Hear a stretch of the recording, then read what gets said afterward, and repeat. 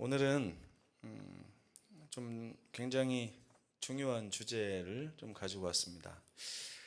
죄의 올바른 위치라고 하는 주제로 말씀을 나눠보겠습니다. 누가복음 15장입니다. 누가복음 15장은 탕자의 비유로 굉장히 유명한 장이지만 왜 탕자의 비유가 나오게 됐는지 그 배경도 좀 살펴보면서 중요한 교훈을 좀 찾아보겠습니다. 1절부터 3절까지 함께 읽겠습니다. 시작. 모든 세리와 죄인들이 말씀을 들으러 가까이 나아오니 바리새인과 서기관들이 수군거려 이르되 이 사람이 죄인을 영접하고 음식을 같이 먹는다 하더라.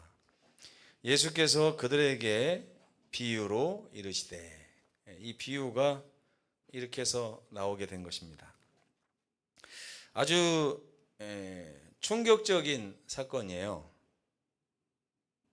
여러분들이 그 당시에 안 살아봐서 그렇지, 여러분들이 만약에 그 당시에 서기관이나 바리새인이었다면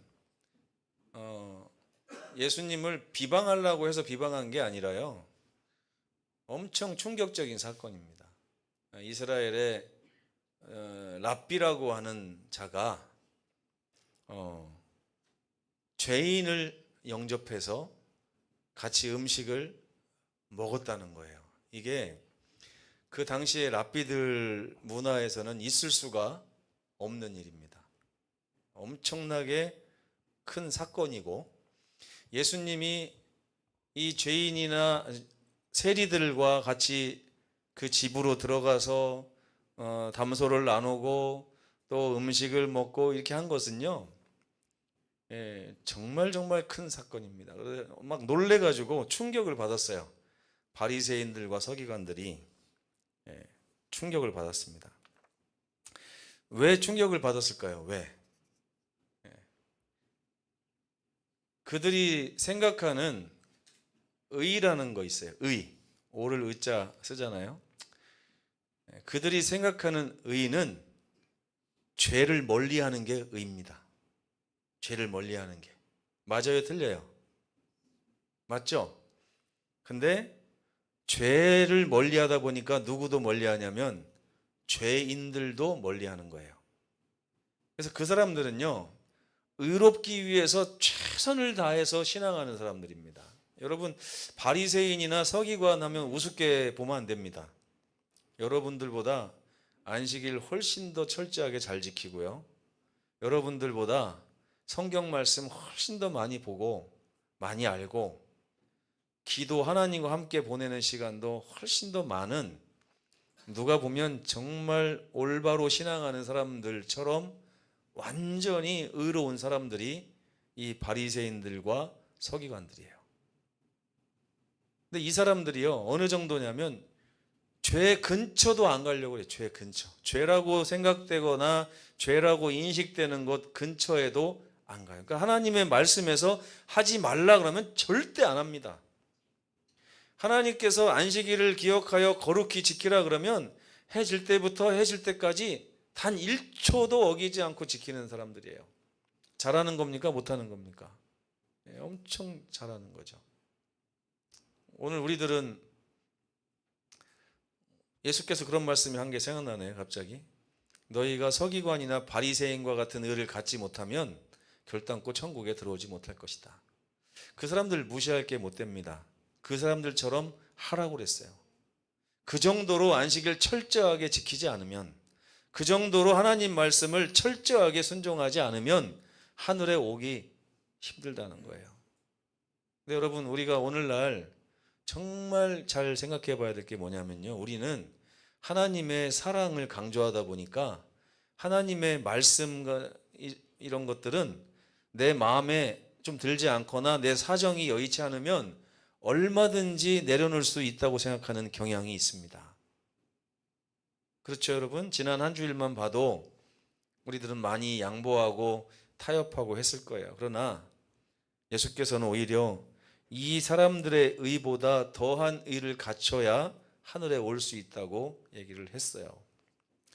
근데 이 사람들은 말 그대로 죄를 멀리하던 사람이었어요. 죄라고 하는 것은 근처에도 가지 않은 사람들인데, 그래서 문둥병이 있거나 어떤 하나님의 저주처럼 보이는 질병이나 장애를 가지고 있는 사람들조차 다 배척했어요. 내 근처에 오지 말아라. 너 때문에 나도 하늘에 못 갈 그런 일이 있을 수 있으니 내 근처에 오지 말아라. 그러면서 그 사람들을 경멸하고 멸시하고 그렇게 했다는 거예요. 여기서부터는 좀 이상하죠, 여러분? 하나님의 말씀을 온전히 순종하려고 하는 이 순수한 마음에서 비롯된 것이 형제를 배척하고 미워하고 멸시하는 데까지 간 것입니다. 이거는 굉장히 우리가 조심해야 될 일이지만, 그런 관점에서 예수님의 이 사건은 엄청난 충격이었어요. 죄인들을 가까이 하고 죄인들과 말씀을 나누시고 죄인들과 함께 음식을 나누시는 그 장면을 보면서 충격을 받은 것입니다. 그래서 수군수군 하는 거예요. 저 예수라고 하는 랍비가 죄인들을 영접했다 하는 소문이 삽시간에 막 퍼지는 것입니다. 이거는 정말 있을 수 없는 거예요. 그들은 예수님의 행동에 놀라서 수군거리기 시작합니다. 이스라엘의 랍비라고 하는 자가 어떻게 죄인들을 영접하고 교제할 수 있지? 그런 질문들을 떠드는 것입니다. 그때 예수께서 그들의 생각을 아시고 비유를 말씀하시는데요. 예수께서 어떤 한 사건 때문에 비유를 말씀하신 적이 많습니다. 어떤 무슨 논쟁이 있거나 아니면 누가 싸우거나 누가 비난하거나 이렇게 할 때마다 예수께서 비유로 말씀하신 적이 많아요. 그런데 여러분, 누가복음 15장은 아주 특별합니다. 왜 특별하냐면 이 한 가지, 예수께서 죄인을 영접해서 죄인과 함께 음식을 나눈다고 수군수군하는 그들에게 대답하기 위해서 예수께서 비유를 3가지를 연속으로 말씀하십니다. 얼마나 중요하면 비유를 3가지를 말씀하시는 거예요. 그 비유가 뭔지 아십니까, 여러분? 첫째는 잃은 양의 비유입니다. 잃은 양의 비유가 뭐죠?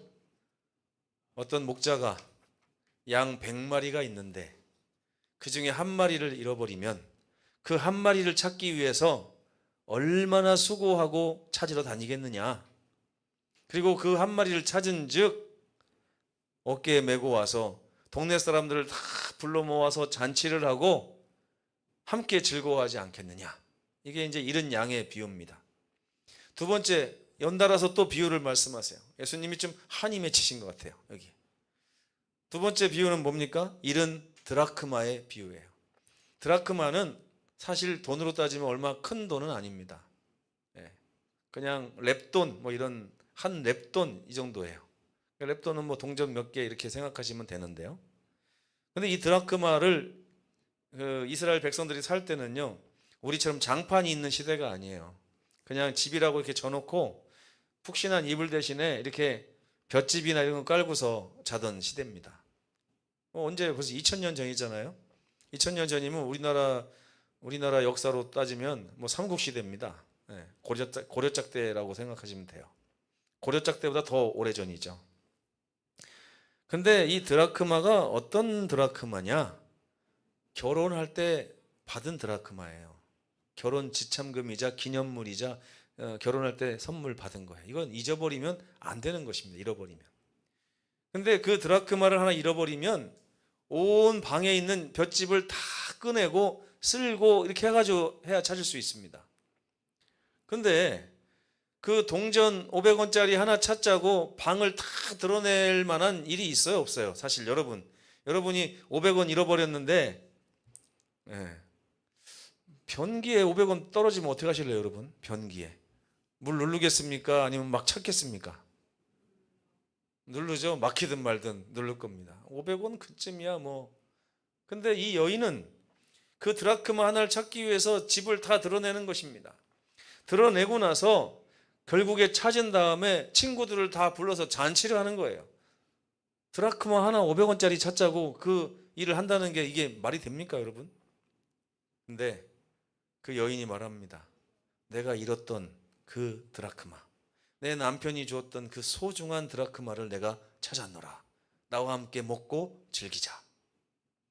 그 다음에 세 번째 비유를 또 말씀하십니다. 제가 처음 봤어요. 이제까지 몰랐는데 예수께서 어떤 한 가지 문제에 대답하기 위해서 비유를 세 가지를 연속으로 이렇게 한 거는 정말 마태복음 24장, 25장밖에 없어요. 거기는 재림에 대해서 말씀하시면서 천국은 어떻고 천국은 어떻고 쭉 말씀하신 적은 있거든요. 근데 그런 종류가 아니라 이거는 약간 다른 종류예요. 예수님이 약간 한이 맺히신 것 같은 느낌이 들어요. 두 아들이 있었는데 그 중 하나가 아버지 유산 빨리 주십시오 그래가지고 집을 나갔어요.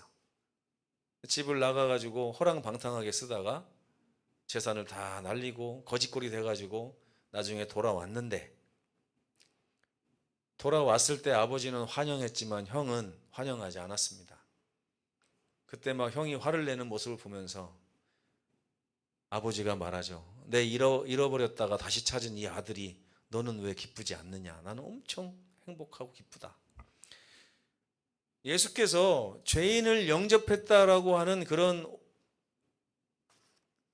구설수에 휘말리고 나서 하신 말씀이 공통점이 있어요. 잃어버린 양, 잃어버린 드라크마, 잃어버린 아들의 비유를 말씀하신 거예요. 이 말씀의 핵심이 뭘까요, 여러분? 무엇을 말씀하시고 싶었을까요? 예수님께서는 누가복음 19장 10절을 말씀하고 싶으셨던 거예요. 한번 읽어볼까요? 인자의 시작. 인자에 온 것은 잃어버린 자를 찾아 구원하려 함이니라. 이번에 서울을 갔다 왔습니다. 엊그저께. 근데 중간에 기름이 떨어져서 주유를 하는데요. 쓰레기가 좀 차에 있어가지고 쓰레기를 하는 끔게 해가지고 그 영수증 버리는 데 보니까 쓰레기도 버리게 돼 있더라고요. 그래서 이제 쓰레기를 거다가 확 버리고 나서 아무튼 집에까지 저희 아버지 집에 이렇게 딱 도착을 해가지고 시동을 딱 끄는 순간 키가 어딨지? 생각이 드는 거예요. 키를 그 쓰레기통에다 버린 것 같아요. 찾으러 가야 됩니까? 안 가야 됩니까? 찾으러 가야죠. 이거는 찾으러 갈 수밖에 없어요. 그죠? 너무 소중하니까. 그래가지고 동생이 오기를 기다렸어요. 동생 차를 타고 가야겠다 이런 생각이 들어가지고 동생을 이제 가서 휴게소까지 한 40km, 왕복 한 80km 되겠더라고요. 근데 해지기 전에 갔다 와야 될 것 같아요. 누가 이제 막 쓰레기통 막 비우고 그러면 못 찾을 것 같아가지고. 근데 갑자기 막 너무 키를 잃어버린 거에 대해서 마음이 막 아쉽고 답답하고 이 멍충이 뭐 어쩌면서 제 자신을 원망하고 그걸 왜 잊어버렸어 하면서 그걸 찾아야 되겠다는 생각이 머릿속에 가득 찬 거예요. 여러분도 그러겠죠, 그죠? 거기가 종착지가 아니라 거기서 또 여길 와야 되는데 시동이 안 걸리면 어떻게 합니까? 그러다가 동생이 딱 왔을 때 동생이 그러더라고요. 아니 주유할 때 시동 안 껐어? 그러는 거예요. 시동 끄고 했는데 어떻게 시동 걸어서 왔지? 보니까 트렁크에 가방에 키가 들어있더라고요. 그래가지고 이제 그냥 살았어요. 아이고 안 가도 되겠다고 살았는데, 잃어버린다는 의미는 그런 의미예요, 여러분. 반드시 찾아야 되는 거예요. 이게 다른 사람한테는 그 키가 별거 아닐 수도 있어요, 그렇죠? 근데 나한테는 너무나 소중한 것입니다. 양 한 마리 그 가격으로 따지면 염소탕 한 그릇밖에 안 됩니다, 그죠?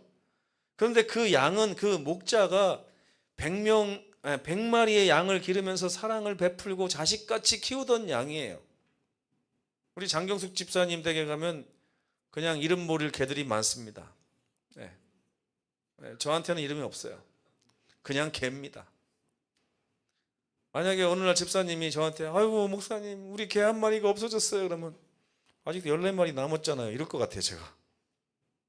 근데 그 강아지한테 사랑을 베풀고 이름을 부르고 안아주고 이렇게 먹이고 하던 집사님에게 있어서는 집사님 서운해하지 마세요. 제가 똑같은 개 3마리 사드릴게요. 그러면 아이고 그러면 좋죠. 이렇게 할까요?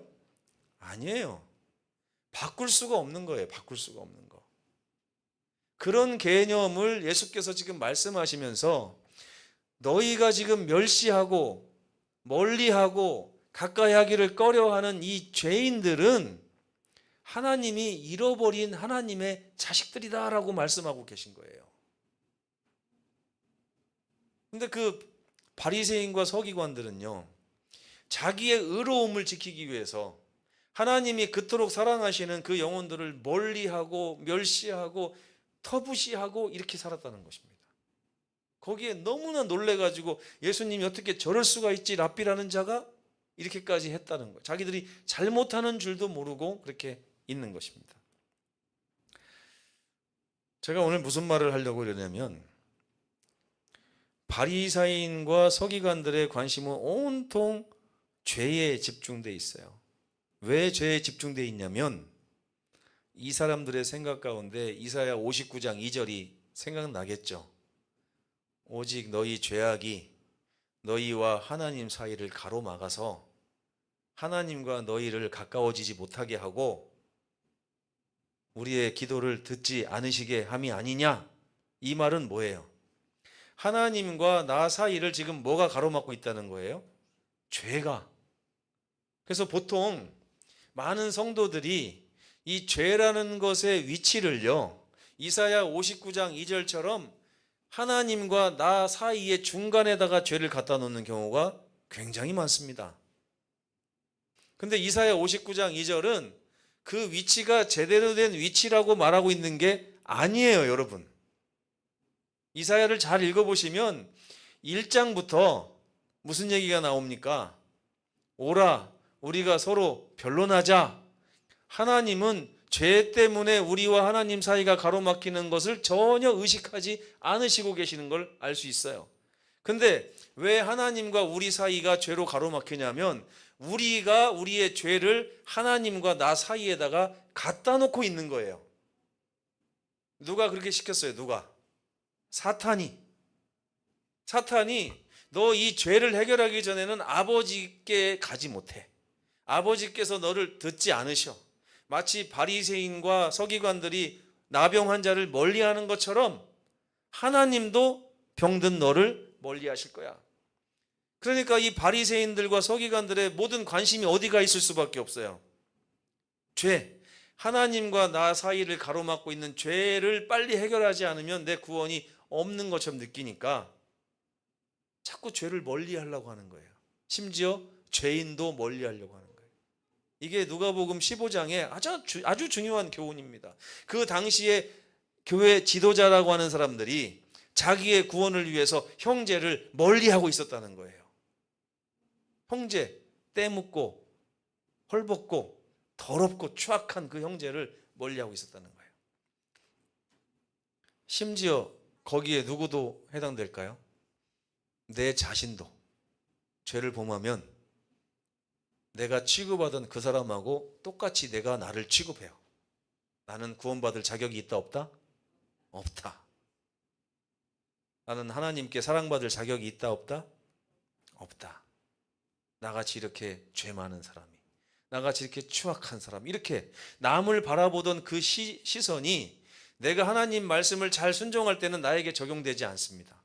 근데 내가 하나님 말씀대로 순종하지 못하고 넘어졌을 때 그 가치관을 내 자신에게 적용시켜 버리는 거예요. 누가 원하는 것처럼? 사탄이 원하는 것처럼. 그럼 하나님께 갑니까? 못 갑니까? 못 가요. 그래서 여기 지금 나오신 분들은 삶에 그나마 문제가 없으신 분들이라고 제가 생각합니다. 왠지 아세요? 지금 삶에 문제 있거나 죄에 빠져 있거나 하는 분이 여기 지금 없습니다. 네. 안 나와요, 교회를. 원래는 내 삶에 죄가 많을 때 교회를 더 많이 와야 돼요.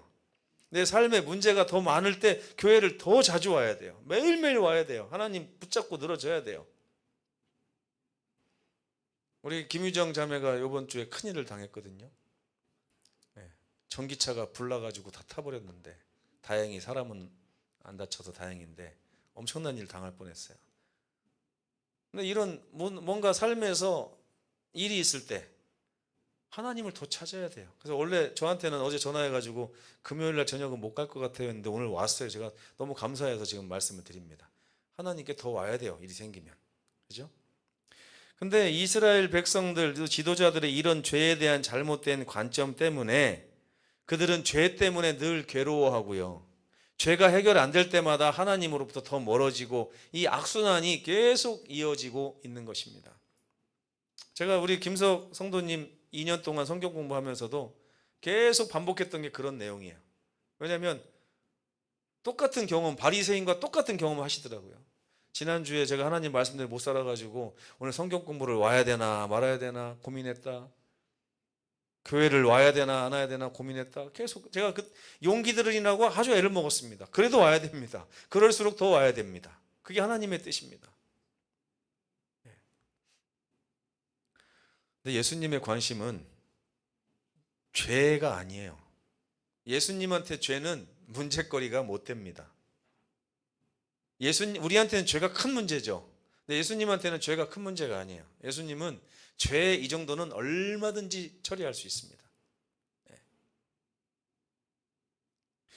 제가 어렸을 때 우리 집에서 처음으로 트럭을 하나 샀습니다. 670만 원 주고서 봉고 트럭을. 오토바이밖에 없는 집이 이제 트럭을 하나 샀어요. 그래서 제가 운전면허를 따가지고 그 트럭을 이제 막 주차도 하고 이렇게 막 시범 운전도 하다가 사이드를 안 채우고 내리는 바람에 내리고서 보니까 차가 슬금슬금 가요. 그래서 너무 천천히 가더라고요, 차가. 그래서 앞에 가서 맞고 돌멩이라도 끼려고 이제 갔는데 차가 멈추질 않아가지고 우리 집 앞에가 낭떠러지예요. 한 10m 정도 낭떠러지가 있는데 거기로 차가 굴러 떨어지면서 제가 먼저 떨어지고 차가 제 옆에 1m로 나중에 떨어졌어요. 제가 죽다 살아난 겁니다. 제가 이렇게 웃으면서 얘기하지만 그때 죽을 뻔했어요.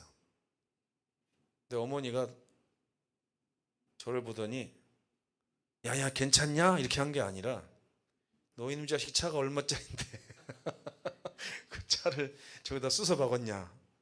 그러면서 어머니 눈에 아들이 보이는 게 아니라 차가 보이는 거예요. 잘못해서 찍소리는 못했는데 이게 생각하면 생각할수록 세월이 지나면 지날수록 마음에 자꾸 생채기를 내요. 우리가 가난했구나 그렇게. 근데 그러면서도 서운해. 근데 이제 우리 사촌 동생이 제주도에서 지금 의사를 하고 있는데 이 녀석이 제주대학교 의대를 다녔어요. 근데 이모네가 좀 약국을 하는 바람에 좀 부자입니다. 근데 아들한테 1억짜리인가 뭐 스포츠카를 하나 사줬더라고요. 근데 쌩쌩 달리다가 뒤집어져 갖고 사고가 크게 나가지고 차를 폐차시킬 정도가 됐는데 이모가 전화기다 대고 처음 하는 말이 뭔지 아세요? 야, 너 괜찮냐? 너만 괜찮으면 된다. 어? 그 차야 뭐 엄마가 또 사주면 되지. 이렇게 하는 거예요. 그게 이제 한 10년 이상 인터벌이 있는 사건인데 저에게 다시 생채기를 내기 시작했습니다. 네. 이제 2번 죽는 거예요, 제가 마음속으로. 하나님께는요, 그 차 정도는 얼마든지 또 살 수 있는 능력이 있으세요. 죄? 하나님이 없애려고 하면 정말 아무것도 아닙니다. 근데 그 죄라는 것 때문에 우리 자식이 죽어가기 때문에 이 죄가 문제가 되는 거예요. 그래서 하나님은 그 죄는 문제가 없으니 내 잃어버린 자식들아 나에게 와라 하고 계속 부르시는 겁니다. 네, 가기만 하면 죄는 하나님께 문제가 안 돼요. 하나님은 죄 때문에 고통당하고 있는 그 하나님의 자녀들에게 관심이 있는 겁니다. 예.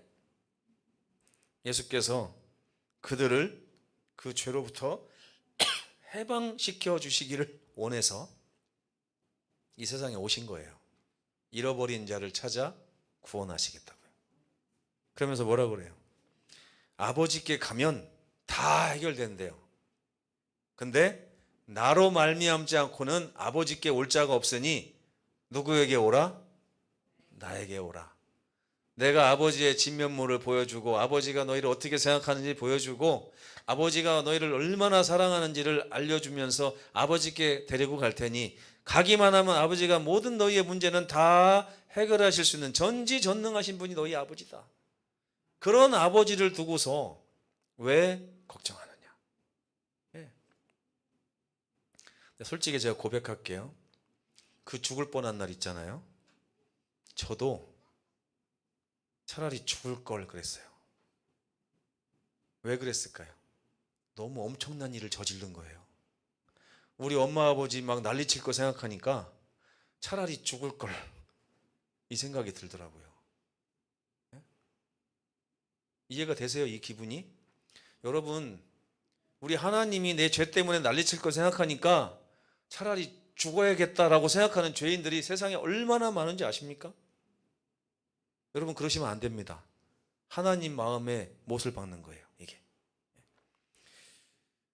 그대를 사랑하시는 아버지께 오라고 하는 것이 예수님의 부르심입니다. 아버지 외에는요, 우리가 지금 문제 삼고 있는 이 죄를 해결하실 분이 없어요.